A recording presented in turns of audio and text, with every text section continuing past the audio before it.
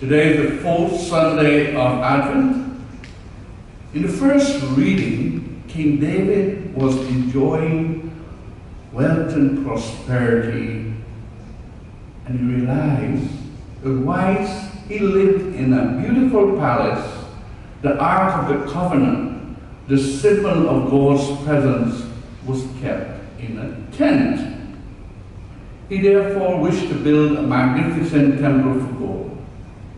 First God said yes, then he said no. He, however, promised that through a descendant of David, he would create a kingdom that would never end. As Christians, we see this prophecy fulfilled in the kingdom of Jesus, the church, which will prevail against all attacks of the devil. It survived 300 years of Roman persecution. It was ripped apart by division and theological controversies. Scandal and corruption has disheartened many.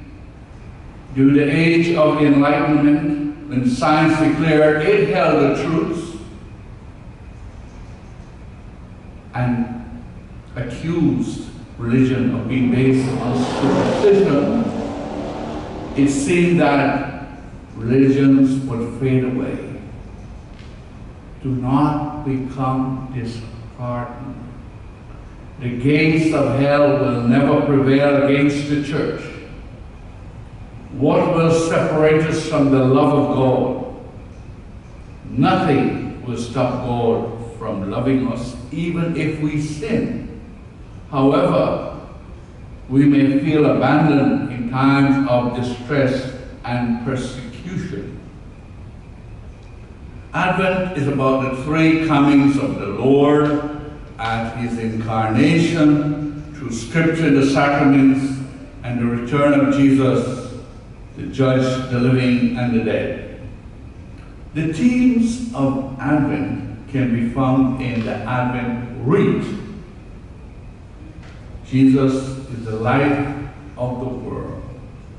His light brings hope, peace, joy, and love, which are the symbols of the four Advent candles.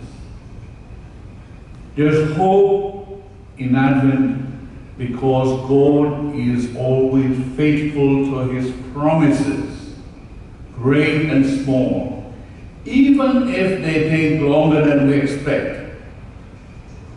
The time of the first prophecy of the Messiah to the time of incarnation of Jesus was approximately 800 years. Jesus' message on the importance of forgiveness brings healing and reconciliation, which leads to peace. The celebration of the birth of Jesus, his incarnation, is a time of joy, as this led to our redemption. If we come together as a community bonded by the teachings of Christ, we share in the life of God. The essence of God is love. Therefore, participation in communal love, i.e. kindness, gentleness, forgiveness, mercy, etc., is participation in a life of love, participation in the life of God. How did God, in the form of Jesus, start his transformation of the world, which we are called to bring to its fullness? The answer is humility. The King of Glory left the heavens to come into our world as a baby, dependent on Joseph and Mary, born into a peasant family rather than to a royal family. To bring peace, hope, joy, and love to the world, we need to start building up the kingdom with humility. Why is humility important? We can refuse to obey if we are asked to do something unjust or immoral. However, we also have difficulty following methods or systems we do not like or we do not understand. Without humility, there will be a tendency to believe that we know more than everyone else, including God. Without humility, we will have difficulty with obedience. Without humility, we shall have difficulty with obedience.